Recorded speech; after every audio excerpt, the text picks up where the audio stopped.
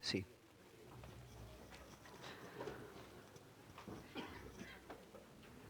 El Señor bendiga a su iglesia. Quiero invitaros hoy, hermanos, a abrir la Biblia en Juan capítulo 8. Vamos a estar leyendo los versículos 48 al 59. Seguimos nuestro estudio expositivo del Evangelio de Juan. Juan capítulo 8, versículos 48 al 59.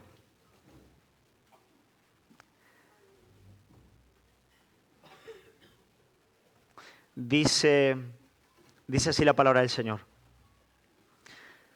Respondieron entonces los judíos y le dijeron: ¿no decimos bien nosotros que tú eres samaritano y que tienes demonio? Respondió Jesús: yo no tengo demonio, antes honro a mi Padre, y vosotros me deshonráis. Pero yo no busco mi gloria, hay quien la busca y juzga. De cierto os digo, que el que guarda mi palabra nunca verá muerte. Entonces los judíos le dijeron: ahora conocemos que tienes demonio. Abraham murió y los profetas, y tú dices: el que guarda mi palabra nunca sufrirá muerte. ¿Eres tú acaso mayor que nuestro padre Abraham, el cual murió? Y los profetas murieron. ¿Quién te haces a ti mismo? Respondió Jesús: si yo me glorifico a mí mismo, mi gloria nada es. Mi Padre es el que me glorifica, el que vosotros decís que es vuestro Dios. Pero vosotros no le conocéis, mas yo le conozco. Y si dijere que no le conozco, sería mentiroso como vosotros. Pero le conozco y guardo su palabra. Abraham, vuestro padre, se gozó de que había de ver mi día, y lo vio y se gozó. Entonces le dijeron los judíos: ¿aún no tienes 50 años y has visto a Abraham? Jesús le dijo: de cierto os digo, antes que Abraham fuese, yo soy. Tomaron entonces piedras para arrojárselas, pero Jesús se escondió y salió del templo, y atravesando por en medio de ellos, se fue. Hasta aquí la lectura bíblica. Vamos a orar. Ponemos este tiempo delante del Señor. Padre, como iglesia no tenemos en esta mañana mayor necesidad que poder contemplar la gloria de Cristo, poder mirarle a Él, poder, por tu Espíritu, vislumbrar un poquito más de su gloria, de su majestad y de las promesas que Él nos otorga. Por eso quiero pedirte ayuda y fortaleza en esta mañana para predicar tu palabra como debo. Señor, y quiero pedirte de manera muy especial y por encima de todas las cosas que tu Santo Espíritu pueda moverse en este lugar, porque es la función, la prerrogativa del Espíritu tomar lo que es del Hijo y dárnoslo a conocer. Por eso pedimos que hoy, en la medida en la que en tu palabra contemplamos la gloria del Hijo, tu Espíritu Santo pueda moverse en este lugar para que podamos encontrarnos con el Hijo. Señor, danos un corazón que sea tierra fértil para recibir en esta mañana tu palabra. Te lo pedimos, Padre, en el nombre de Jesús. Amén. Amén. Hermanos, me gustaría empezar con el versículo 56, donde Jesús le dice así a sus oyentes, les dice las siguientes palabras. Dice: Abraham, vuestro padre, se gozó de que había de ver mi día, y lo vio y se gozó. Hermanos, hay un sentido en el cual evidentemente Jesús nos está diciendo que Abraham le vio, le conoció. Abraham vio a Jesús. Es evidente que Abraham no vio a Jesús hecho hombre, él no vio a Jesucristo encarnado, pero de algún modo él tuvo verdadero conocimiento de Cristo, y fue por medio de la fe de Cristo que Abraham encontró la salvación, como también la encontramos nosotros en el día de hoy, pero a partir de la revelación o de la luz que él tenía en el antiguo pacto. Según Cristo se le había manifestado a Abraham de algún modo muy especial en su propia vida. Y a mí me gustaría que pudiésemos empezar considerando un poquito la vida de Abraham y ver cómo esto funciona, cómo fue este modo en el cual Abraham vio a Cristo, y no solamente lo vio, pero también se gozó de él, ¿no? Con gozo abundante y exuberante, y él realmente tuvo una fe gozosa en la persona de Jesús desde el antiguo pacto. Pues nada. Hermanos, cuando Dios llamó a Abraham, en Génesis capítulo 12, le dio la promesa de que en su simiente, en uno de sus hijos, serían bendecidas todas las familias de la tierra. Esta era una promesa importante en la historia de la redención porque ella apuntaba a la promesa anteriormente otorgada por Dios a Eva, cuando le dijo a la mujer que su simiente pisaría la cabeza de la serpiente, aunque la serpiente desde luego le mordería en el calcañar. Por lo tanto, esta simiente, este hijo prometido a la humanidad que traería redención a todos los hombres, que pisaría la cabeza de la serpiente, ahora sabemos que vendría por la descendencia de Abraham. Sería un hijo de Abraham. Ese hijo de manera inmediata se cumple en la persona de Isaac, pero su cumplimiento pleno y perfecto se encuentra en la persona de Jesucristo. Es verdad, Él es el hijo de la promesa. Por lo tanto, Abraham desde el principio, él recibió la promesa de que uno de sus hijos traería bendición a todas las familias de la tierra. En ti, le dice Dios, en tu simiente, serán bendecidas todas las familias de la tierra. Pero, hermanos, había un problema. Y es que Sara, la esposa de Abraham, era estéril. Sara era estéril. Ella no tenía vigor para engendrar hijos. Esto está sonando raro, ¿no es verdad, Gui? Voy a cambiar de micro, mejor. Sara la esposa de Abraham, era estéril. Ella no tenía vigor para engendrar hijos y no solamente eso, sino que con el pasar de los años iban pasando y Dios parecía no cumplir su promesa. Cuando Dios llama a Abraham en Génesis capítulo 2, él tiene ya unos 70 años de edad, pasan 5 años, pasan 10 años, pasan 15 años, pasan 20 años. Abraham está llegando ya a la edad de 100 años, su esposa era estéril, ahora era ya un viejito, ya, sabéis, ¿no? Casi 100 años, y el hijo de la promesa no llegaba. Esta realidad de impotencia exasperó tanto al matrimonio que ellos decidieron echarle una mano a Dios. Y Sara le dijo a Abraham, ¿por qué no tienes un hijo con mi esclava, Agar? Técnica y legalmente el hijo de Agar sería hijo mío, porque en aquella época el hijo de una esclava correspondería al hijo de su señora, y de ese modo nosotros hacemos avanzar los propósitos de Dios. Y Abraham, dando oído de manera equivocada, en este caso a su esposa, tiene un hijo con Agar, nace Ismael, e Ismael es el hijo de la esclava. Pero llega el momento en el cual Dios le dice a Abraham, el hijo de la esclava no puede heredar con el hijo de la libre. No, por lo tanto tú tienes que echar de tu casa a Agar y a Ismael. ¿Por qué? Y aquí la lección es clara. Porque los propósitos de Dios no se pueden cumplir con las fuerzas del hombre. El Dios que promete es el único poderoso para cumplir lo que Él promete. Eso es lo que Dios le está enseñando a Abraham desde el principio. Y es muy interesante notar que fue en la esterilidad de Sara y en la vejez de Abraham, cuando ella tenía casi 100 años de edad, cuando Dios hizo el milagro y Sara dio a luz al hijo de la promesa, Isaac. ¿Sabéis lo que significa el nombre Isaac? Isaac significa risa. Es el hijo de la alegría, el hijo de la risa, el hijo de lo inaudito, el hijo de lo que es casi gracioso. Yo me imagino al viejo patriarca diciendo, Sara, tengo 100 años, es increíble, tú ya también eres una viejita caduca. Estamos los dos ya como uvas pasas y mira, no, estás pariendo, tenemos un niño. ¿Por qué Dios actúa de esa manera? ¿Por qué Dios opera de ese modo en la vida de Abraham, de Isaac y de todos nosotros? Hermanos, ¿por qué Dios actuó de ese modo? ¿Por qué Dios esperó hasta que Abraham tuviese 100 años? ¿Operó a partir de una mujer estéril? Bueno, Él opera de ese modo para enseñarnos que solamente Dios puede dar vida. Solamente Dios puede engendrar vida.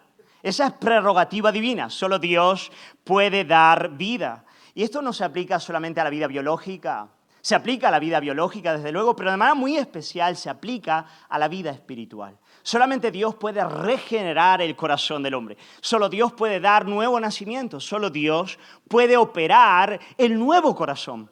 Es algo que viene de lo alto, como el nacimiento de Isaac. Es algo que Dios opera. Solo Dios puede cambiar el corazón, solamente Dios lo puede hacer. Pero hay más. Déjame seguir un poquito con la vida de Abraham. Cuando Isaac ya tiene más o menos unos 15 años de edad, Dios demandó que el viejo patriarca sacrificase a su hijo. Ahora ya estamos yendo de Génesis 12, 21 y ahora el 22 ya.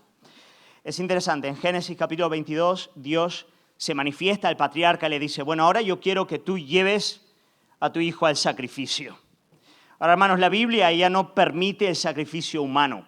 Ella lo niega categóricamente, pero este es un caso excepcional. Es un caso excepcional. Aquí no tenemos a un padre particular siendo llamado a sacrificar a su hijo, sino que tenemos al portador de la promesa sacrificando al hijo de la promesa. Aquí hay un símbolo en la historia de la redención. Hay una imagen del Evangelio. Es el padre que otorga la promesa sacrificando al hijo mediante el cual se cumple la promesa. ¿Vais conmigo?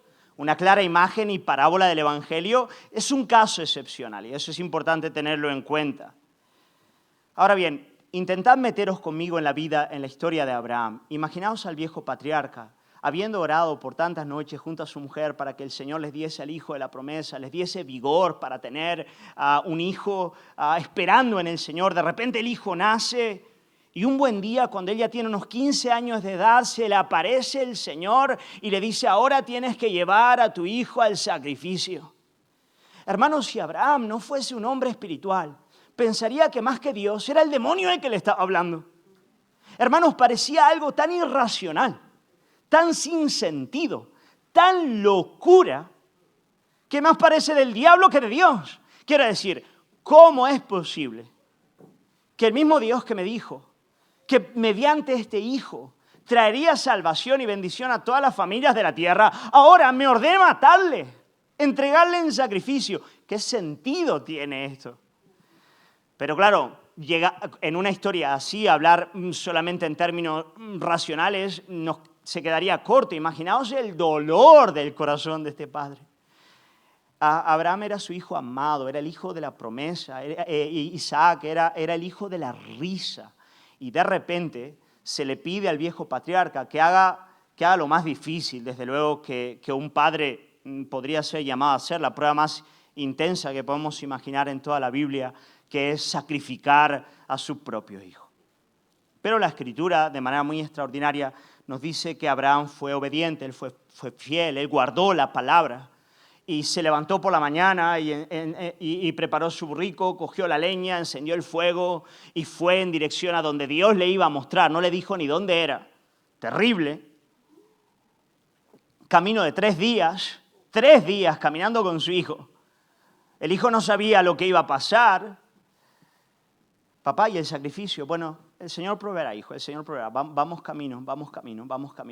Cuando llegan a los pies, Él les dice a los siervos, ahora os quedáis porque yo y el niño vamos a adorar y volveremos.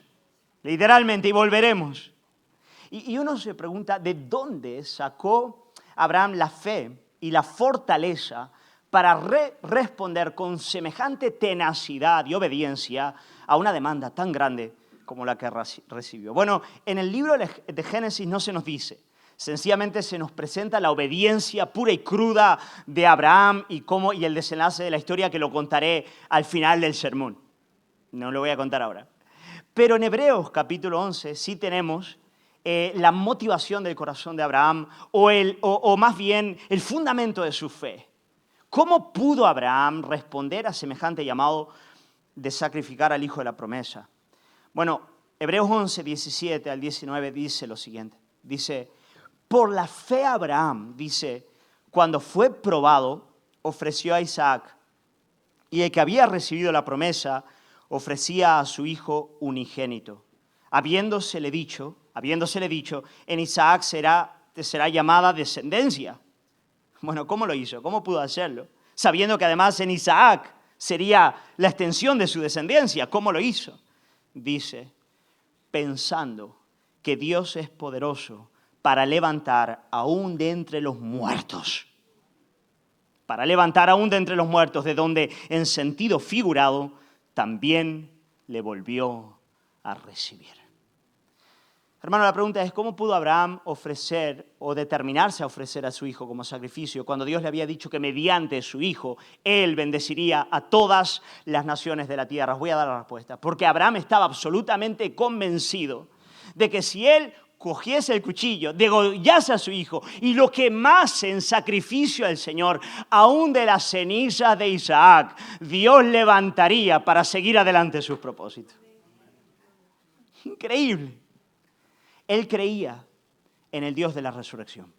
Él creía en el Dios que es poderoso, no solamente para dar vida, pero para dar vida donde hay muerte. Para dar vida en aquel lugar donde reina y habita la muerte. Yo quiero deciros algo, Jesucristo es el único que es poderoso para dar vida donde hay muerte. Él es el Dios todopoderoso, el gran yo soy, capaz de dar vida a los muertos, dar vida espiritual al alma que está muerta, y no solamente eso. En el último y gran día, levantar los cuerpos de resurrección para habitar en la presencia de Dios para siempre. Para siempre. En Juan capítulo 8 hemos leído, Juan capítulo 8, vuelvo a Juan aquí, dice versículo 51, de cierto os digo que el que guarda mi palabra nunca verá muerte. Bendito sea el nombre del Señor. Así que estamos en un buen lugar. Cuando venimos a Cristo, venimos al único que es capaz de dar vida al corazón muerto, el único que es capaz de dar vida donde hay muerte. Bendito sea el nombre del Señor. Ahora vamos a Juan, vamos a meditar un poquito en el texto. Así que Biblia abierta, Juan capítulo 8, luego al final del sermón volveremos un poquito a la vida de Abraham. Hermanos, en los versículos que acabamos de leer, Jesús se dirige a los judíos que habían dicho creer en Él para explicarles en qué consiste de verdad ser un discípulo de Jesús. Pero al hablar con esa gente que había afirmado creer en Él, Jesús pondrá en evidencia que la religión de todos aquellos que lo estaban oyendo era una religión muerta. Tenemos delante de nosotros un montón de gente que había dicho creer en Jesús, pero lo cierto es que la fe de esa gente no era genuina, no era una fe salvadora, no era una fe veraz. Sabéis, todos nosotros sabemos, y voy a repetir un poco lo que dije el domingo pasado, todos sabemos que puede haber una fe que es verdadera y una fe que es falsa, ¿no es verdad? Una fe que nace de un corazón regenerado y una fe que solamente sale ¿de qué? De la boca, que no es real, que no es verdadera. Puede que externamente se conforme a los mandatos de Dios, pero el corazón está muerto, el corazón está lejos de Dios y de Cristo. No conocen quién es Jesús. Y esa era la realidad de aquellos que estaban oyendo a Jesús. Ellos decían, a un modo general, que creían en Jesús y creían en su obra, pero el objeto real de su confianza era que eran hijos de Abraham. Yo soy un hijo de Abraham, ¿no es verdad? Versículo 33 del capítulo 8 dice, le respondieron, linaje de Abraham somos y jamás hemos sido esclavos de nadie. ¿Cómo dices tú seréis libres? ¿Ok? Por lo tanto, ellos confiaban, esta gente, estos judíos que estaban oyendo a Jesús, confiaban que por haber nacido en una familia judía, por conocer la ley, por ajustar sus vidas a ella, ellos ya gozaban del favor de Dios. Si tú le preguntases a uno de ellos, ¿tú crees en Jesús? Ellos te dirían, bueno, a un modo general me parecen muy interesantes sus palabras. Pero si escarbases un poquito más allá adentro, te darías cuenta de que el objeto de su confianza es que eran buenos y verdaderos judíos. Y quiero decirte algo, esa es siempre la marca de la falsa religión, aún en medio de la realidad cristiana. Tú puedes decir, creo en Jesús, pero si escarbas un poco más, te vas a dar cuenta de que el objeto de la fe de esa persona es su propio quehacer religioso. He sido bautizado, voy a la iglesia todos los días, leo la Biblia, la conozco de pe a pa, oro, me esfuerzo por cumplir la ley. ¿Cómo Dios no me va a recibir si soy un pedazo de cristiano? Bueno, lo que eres es un pedazo... Bueno, no os voy a decir. Digo, no iba a decir nada malo. Sencillamente, eres un religioso. Pero no eres un creyente. No. Ahora, ¿qué hace Jesús para intentar llevar a esos religiosos a entender el Evangelio? A entender de verdad quién es Él y lo que Él ha venido a hacer a nuestro favor. Bueno, lo vimos el domingo pasado. Para romper con la falsa religión y llevar a una persona a entender de verdad el Evangelio, a entender a Cristo y abrazarlo con fe, lo primero que Jesús hace es una operación dolorosa. Es una operación de las más difíciles que un hombre puede hacer.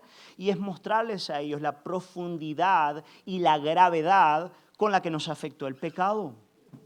Eso es lo que Jesús hace. ¿Sabéis? Eso es lo que el Señor hace. Mira, por regla general tendemos a pensar que la persona religiosa tiene un alto concepto de lo que significa el pecado. El fariseo era alguien sensible a la realidad del pecado, pero es todo lo contrario. La gran tragedia del religioso es que él es incapaz de entender la profundidad del pecado. El religioso tiene un concepto liviano del pecado y por eso se conforma consigo mismo. Por eso deposita la confianza en la religión. El religioso piensa que el pecado en términos de obras, ¿no es verdad? Lo que hago, lo que dejo de hacer. Así piensa y reduce el cristianismo a ajustar mi vida a los principios bíblicos, ¿no es verdad? Lo único que el religioso quiere saber es qué es lo que Dios demanda de mí.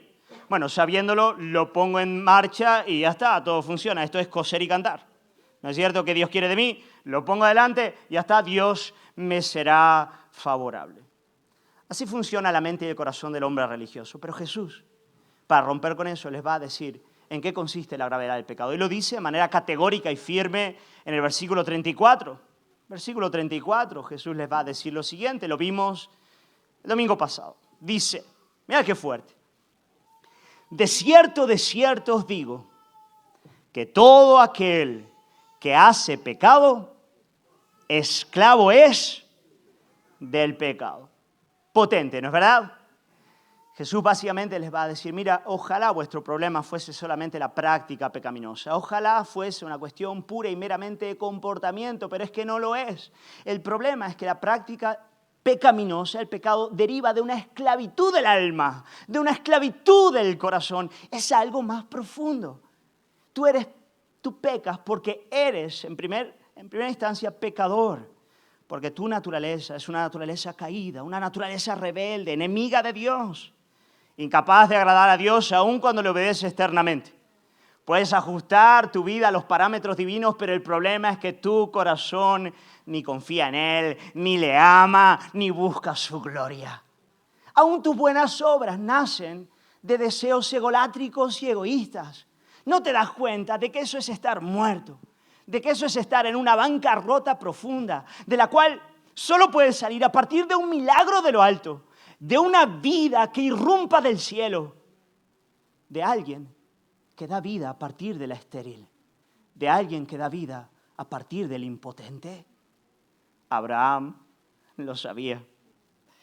Hermanos, pero no solamente eso. Jesús les dice, mira, la naturaleza humana es esclava del pecado. Y al ser esclava del pecado, les sigue diciendo a los que les está hablando, les dice, ella es afín a Satanás, fortísimo, afín al diablo, sigue el patrón satánico. Jesús va a mirar a aquellos judíos que estaban delante de él y que se jactaban de ser hijos de Abraham y les va a decir de manera muy clara y categórica, hey, ¿sabéis quién es vuestro padre? Vuestro padre es el diablo. ¡Wow! Versículo 44. Les dice, vosotros sois de vuestro padre el diablo y los deseos de vuestro padre queréis hacer. Él ha sido homicida desde el principio y no ha permanecido en la verdad porque no hay verdad en él. Cuando habla mentira, de suyo habla porque es mentiroso y padre de mentira. Jesús les está diciendo, mira, si vosotros fueseis verdaderamente hijos de Dios, no tendríais ninguna dificultad en aceptar de todo corazón y rotos la realidad de vuestro pecado y abrazarme como vuestro Salvador. Pero vuestra rebelión en contra de mí, vuestro rechazo, vuestro deseo de quitarme de en medio, es evidencia de que en verdad vuestro espíritu es un espíritu rebelde, de que sois hijos del diablo y sus obras queréis hacer. Seguís un patrón satánico. Por lo tanto, Jesús les va a decir a estos religiosos, mira, la verdad es que vosotros estáis muertos espiritualmente. Muertos. Esta realidad de esclavitud de la naturaleza, esta realidad de ser hijos del diablo, de estar bajo su influencia, en Efesios capítulo 2, versículo 1, todo eso se describe en las Escrituras como muerte espiritual. El hombre está, dice el apóstol Pablo, muerto en sus delitos y pecados. Ezequiel capítulo 37, predica Ezequiel. ¿Dónde predico, Señor? Aquí, en el cementerio. En el cementerio, Señor. ¿Quieres que predique en el cementerio? Mira, os cuento una historia. No la hice, pero quiero hacerla algún día. Yo estaba trabajando, hace un tiempo que no nos reunimos con un grupo de hermanos que se están preparando para predicar, ¿no es verdad? Y ya están predicando, ¿no? Estudiando la Biblia. Y un día se me ocurrió, ¿por qué no vamos al cementerio, que está aquí al lado, y predicamos, ¿no? Para que tengan la experiencia de cuál es la realidad de predicar el Evangelio. O sea, es así. El hombre, tú estás predicando delante de gente que naturalmente es rebelde en contra de Dios, que está muerta, hijos del diablo. Hermanos, ¿cuál es la solución? La solución es que tiene que venir, ¿qué? Una vida de lo alto, una vida nueva, una vida que viene de Dios. Hermanos, si estamos muertos espiritualmente, ¿cuál es la única solución que tenemos? Desde luego, la religión no puede hacer nada. Hemos visto que la religión puede cambiarnos externamente, pero es incapaz de cambiar el corazón. ¿Cuál es la única solución? ¿Qué es lo que puede cambiar de verdad al hombre? ¿Qué nos puede salvar? Bueno, bendito sea el nombre del Señor. Versículo 36, mirad lo que dice, iglesia. Jesús les dice a ellos y nos dice a nosotros en esta mañana, Él dice, si el Hijo os libertare, seréis verdaderamente libres. Hermanos, no hay libertad fuera de Jesucristo. Ni la religión, ni el conocimiento, ni el poder, ni el dinero, ni las reglas, ni las normas, ni las leyes. Cristo y solo Cristo. Aquí básicamente lo que nos está diciendo el Señor y toda la Escritura es que por la sola fe de Jesús, solamente poniendo nuestra confianza en Él, aparte de toda justicia propia, somos liberados del pecado. Somos perdonados de todo pecado pasado, presente y futuro para siempre. Pero no solamente eso. Cuando depositamos nuestra fe en Él, confiamos en Él, el poder que el pecado ejercía en nuestros corazones es quebrantado completamente. La gracia de Jesús y el amor del Padre irrumpen en nuestros corazones para cambiar esa disposición de enemistad por amistad, de rebelión por amor por el Padre, por amor por su ley. Eso es lo que Cristo hace por medio del Espíritu Santo. Amén. Es tan bonita la gracia, ¿no es verdad, hermanos? La gracia no es un concepto liviano en las Escrituras. Algunos tienen un concepto liviano de la gracia, o inclusive parcial. Piensan en la gracia como algo tan, no sé, como algo, ¡ay, qué bonito! ¿No es verdad? La gracia es potente.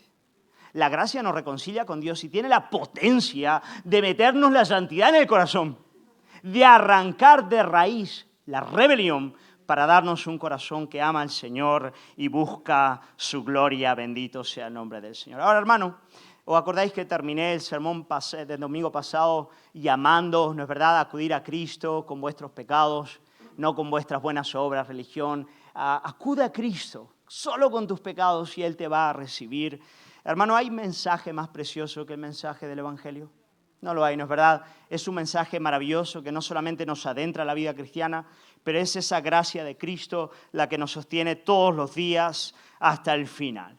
Y uno podría pensar, delante de semejante mensaje tan glorioso, tan maravilloso, podríamos pensar que el corazón de sus oyentes lo iba a recibir, pero no fue así.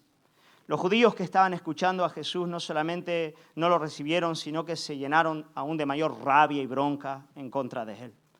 Hermanos, los judíos no aceptaron el veredicto que Jesús dio de ellos, ni recibieron la medicina que Él les venía a dar, ni aceptaron la profundidad del pecado, ni aceptaron que solamente el Hijo les podía dar libertad. Antes, ellos comenzaron a insultarle más y más. Es increíble. En el versículo 41 lo llamaron hijo de fornicación. Le dijeron a Jesús, nosotros no somos nacidos de fornicación. Tú has nacido de una relación promiscua. ¿Sabéis, no es verdad? Jesús nació del nacimiento de esa realidad virginal. Bueno, ellos estaban poniendo eso en tela de juicio. María, ¿qué pasó ahí? Tú eres un hijo de fornicación. Y en el versículo 48 le dijeron, tú eres un samaritano.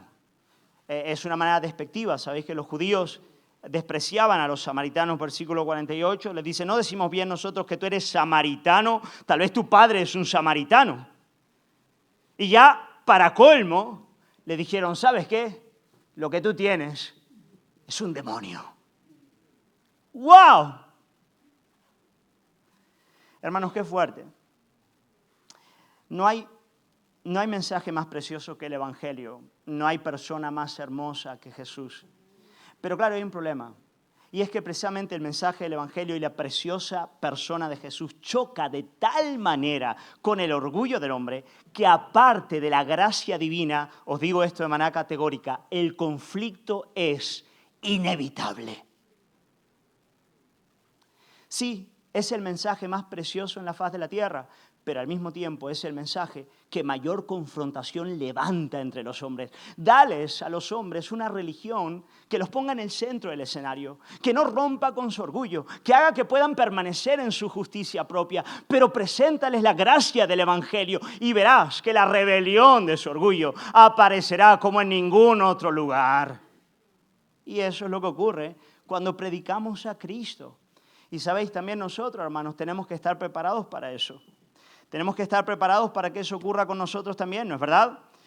Tenemos que hacerlo, tenemos que confrontar la realidad del pecado de los hombres para llevarlos a Cristo, sabiendo que eso va a hacer con que muchos nos insulten, nos rechacen, nos desprecien, pero si de verdad amamos a los hombres y les queremos hacer un bien, no podemos menguar, hermano. Tenemos que mantenernos ahí, confrontando la realidad del pecado hasta la raíz, para entonces llevar a la gracia del Señor Jesús. Bendito sea el nombre del Señor. Versículo 48. Respondieron entonces los judíos y le dijeron, ¿no decimos bien nosotros que tú eres samaritano y tienes demonio? Respondió Jesús, yo no tengo demonio. Qué lindo es el Señor. Yo no tengo demonio. Antes honro a mi Padre. Y esa es la razón por la que me deshonráis. No os equivoquéis. Aquí el rebelde no soy yo. El caracterizado por un espíritu satánico no soy yo. Yo estoy honrando a mi Padre. Y la razón de vuestra rebelión es que no queréis la gloria del Padre. No la estáis buscando, no la deseáis. Y esa es la razón por la que me rechazáis. Pero ¿sabéis qué? Sigue diciendo el Señor, versículo 50, yo no busco mi gloria. En otras palabras, yo no voy a vindicar mi causa. Versículo 50, yo no voy a vindicar mi causa. Yo no voy a ser el que va a poner en alto mi nombre. No lo voy a hacer delante de vosotros. Versículo 50, yo no busco mi gloria, pero hay alguien que la busca.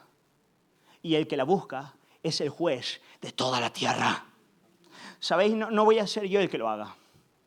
Pero hay alguien muy interesado en que mi gloria sea vindicada en todas las naciones de la tierra. Y ese Dios Todopoderoso, Padre de la eternidad, vendrá un día para juzgar a los hombres a partir de su reconocimiento o no de quién soy yo, su hijo. Sí, yo ahora mismo no he venido a juzgaros, pero hay alguien que busca mi gloria y hay alguien que un día va a juzgar a toda la tierra. ¿Sabéis qué? Si vuestro Padre fuese Dios, versículo 42, ciertamente me amaríais, pero porque yo he salido de Dios y he venido. Qué fuerte, ¿no es verdad? Yo no voy a buscar, mi Padre lo va a hacer, Él es el que juzga a todas las naciones de la tierra. ¿Sabéis? En este momento el Señor era tan fuerte el conflicto que Él estaba experimentando, que yo en ese momento, no sé, digo, ¿por qué ya no los dejas, Señor? Ya no los deja a ellos. Tú les has ofrecido la liberación de la esclavitud al pecado en la que están y ellos te insultan constantemente. Ya está, déjalo, apaga y vámonos, sigue adelante. Pero ¿qué va? En este punto en la narrativa, el Señor va a seguir adelante y les va a decir en el versículo 51, increíble el amor de Cristo. Versículo 51 les dice el segundo amén, amén. Después del primero, amén, amén, ahora está el segundo, de cierto os digo, dice el Señor, el que guarda mi palabra nunca verá muerte. Impresionante. Mirad lo que el Señor les está diciendo. Les está diciendo, mira, el que guarda mi palabra en primer lugar va a ser liberado de la esclavitud del pecado. Va a ser perdonado de todos sus pecados y su corazón va a ser regenerado. Pero ahora os digo otra cosa. El que guarda mi palabra nunca verá muerte. No solamente va a ser liberado del yugo del pecado, sino que también el poder de la muerte ya no tendrá cabida en él, fortísimo. Voy a hablar de eso un poquito más adelante. La respuesta de los judíos a las palabras del Señor, nunca verá muerte. Nada, versículos 52 al 53, nos damos cuenta, los judíos no creen en él. Los judíos no creen en él. Versículo 52, entonces los judíos le dijeron, ahora sí, conocemos que tienes demonio, desde luego. ¿Cómo que nunca verá muerte? Abraham murió y los profetas, y tú dices, el que guarda mi palabra nunca sufrirá muerte. ¿Eres tú acaso mayor que nuestro padre Abraham, el cual murió, y los profetas murieron? ¿Quién te haces a ti mismo? En otras palabras, ¿quién te crees a ti mismo?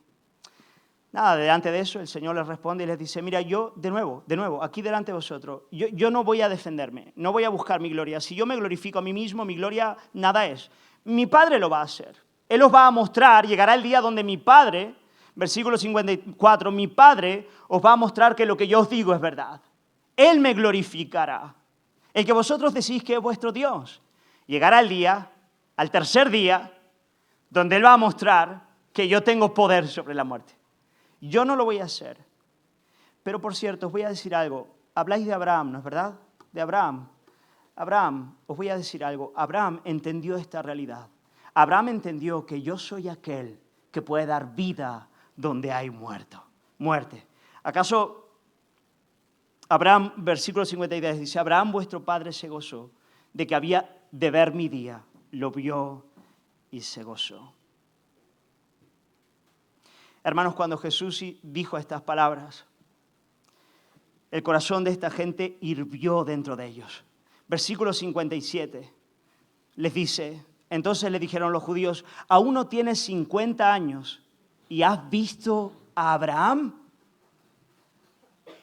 Y ahora las palabras emblemáticas del Señor, versículo 58. Jesús les dice, de cierto os digo, antes que Abraham fuese, yo soy. En otras palabras, mira, Abraham no solamente vio mi día, pero él se dio cuenta que yo soy aquel que da vida donde hay muerte. En efecto, antes de que Abraham fuese, él va a decir, yo soy. ¿Os acordáis de dónde Jesús saca estas palabras, yo soy? Éxodo capítulo 3. El nombre que Yahweh le da a Moisés en la zarza ardiente, cuando Moisés pregunta, bueno, si el pueblo de Israel me pregunta quién eres, Jehová le dice, respóndeles, yo soy el que soy. Yo soy el Dios del pacto, yo soy el Dios de la promesa. En otras palabras, Jesús se está atribuyendo a sí mismo el ser el Dios de la promesa. Yo soy Dios, yo soy Yahweh, yo soy el que soy. Eso es lo que el Señor está diciendo. Por lo tanto, sí, yo tengo poder para dar vida donde hay muerte. ¿Por qué? Dice el Señor, porque yo soy el que soy. Yo soy el Dios sobre todas las cosas. Amén. Ahora bien, a mí me gustaría que pudiésemos ver cómo Abraham vio eso. Cómo Abraham vio que en efecto Jesús es aquel que da vida donde hay muerte. ¿Cómo Abraham se dio cuenta de esta realidad? Bueno, ¿os acordáis de Abraham? Empezamos el sermón con Abraham, cómo Abraham tuvo a Isaac y cómo después lo fue a ofrecer en sacrificio al monte Moriah.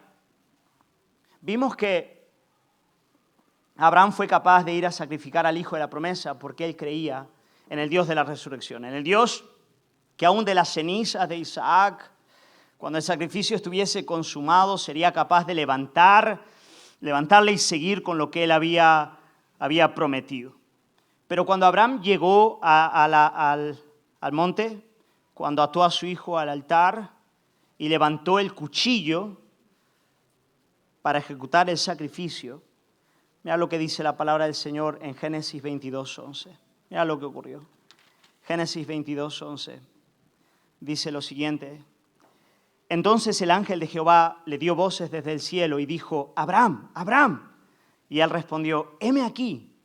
Y dijo, no extiendas tu mano sobre el muchacho, ni le hagas nada, porque ya conozco que temes a Dios, por cuanto no me rehusaste a tu hijo, tu único.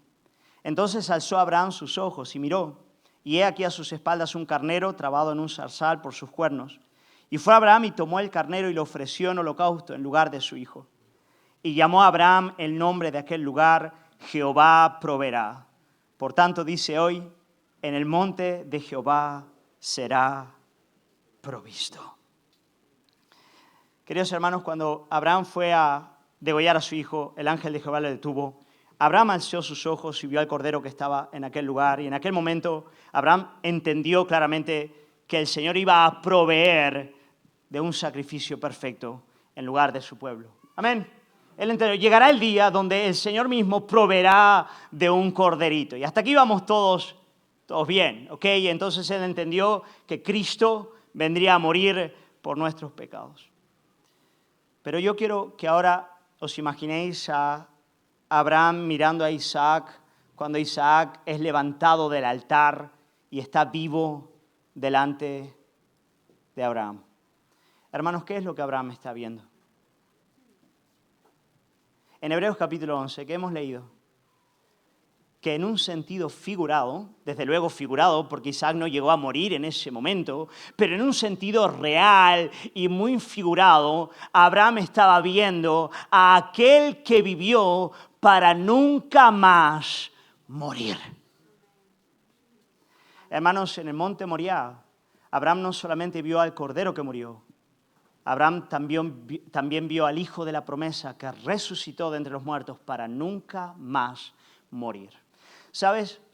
Jesucristo no solamente murió por nuestros pecados. Él derramó su sangre para pagar el precio de nuestros pecados y romper la esclavitud en la que estábamos. Y para dar evidencia de la eficacia de su sacrificio y de que el Padre aceptó lo que Él hizo a nuestro favor, al tercer día Él se levantó de entre los muertos con una vida indestructible. Y su promesa es que Él es la resurrección y la vida. Que si guardamos su palabra, no veremos muerte. Bendito sea el nombre del Señor. Gloria sea al nombre del Señor.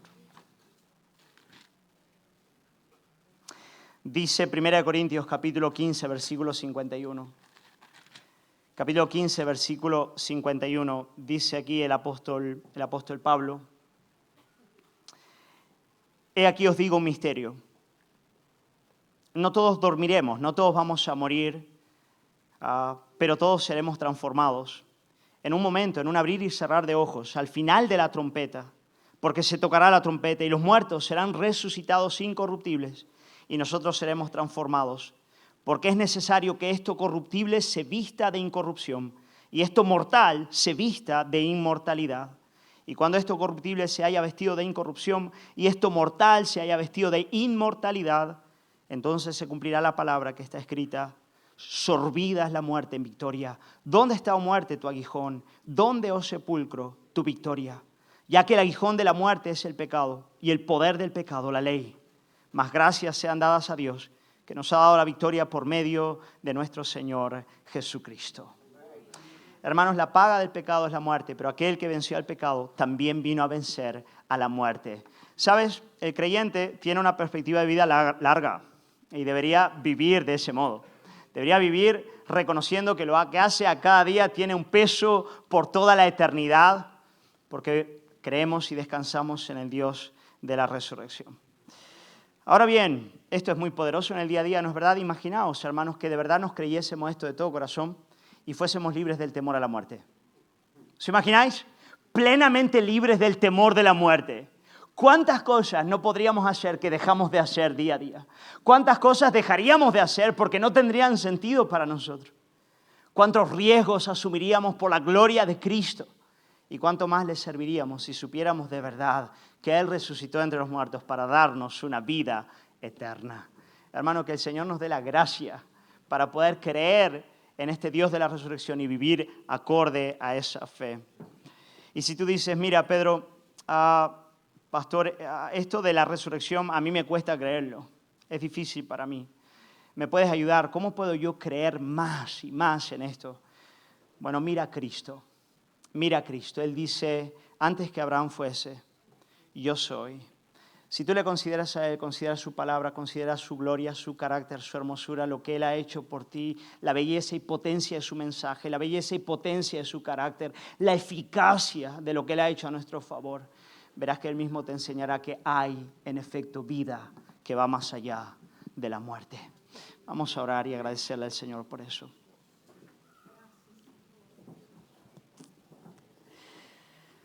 Señor, queremos agradecerte por tu palabra, agradecerte, Señor, por lo que tú estás haciendo en nuestro medio como iglesia. Gracias, Señor, porque el poder de la resurrección se hace evidente en nuestras vidas a cada día, Señor. Lo vemos en la libertad de la esclavitud al pecado, en la capacidad de amar. Lo vimos ayer en la cena, cuando podíamos estar entre nosotros aquí gozándonos, Señor, comiendo en tu presencia, teniendo esa esperanza de gloria que solamente hay en ti. Padre, confesamos nuestra incredulidad. Confesamos, Señor amado, cuánto nos cuesta creer en ti, descansar, confiar en ti, Señor. Pero en esta mañana queremos pedirte la ayuda de tu Espíritu Santo. Señor, el mensaje del Evangelio es tan glorioso porque nos llama a la fe en ti, a descansar en ti, para ser libres del pecado y para no ver muerte. Señor, tal vez hay gente en este lugar, en esta mañana, que aún no ha dado el paso. Señor, yo quiero pedirte, Señor, que en tu misericordia tú les llames a acudir a ti. Pero de manera muy especial en esta mañana quiero orar por tu iglesia, por cada uno de mis hermanos, hermanas, para que, Señor, nos ayudes a descansar en el Dios de la resurrección. Y tal vez tú, Señor, nos llames a entregar cosas muy valiosas, como llamaste a Abraham, a entregar a su hijo. Tú nos llamas a entregar nuestras propias vidas en el altar. Señor, a dar todo lo que tenemos, Señor, a morir a nosotros mismos. Ayúdanos a hacerlo sabiendo que tú nos vas a dar vida de resurrección. Que tú, Señor, vas a cumplir tus propósitos en tu pueblo. Oramos, Padre, en el nombre de Jesús. Amén.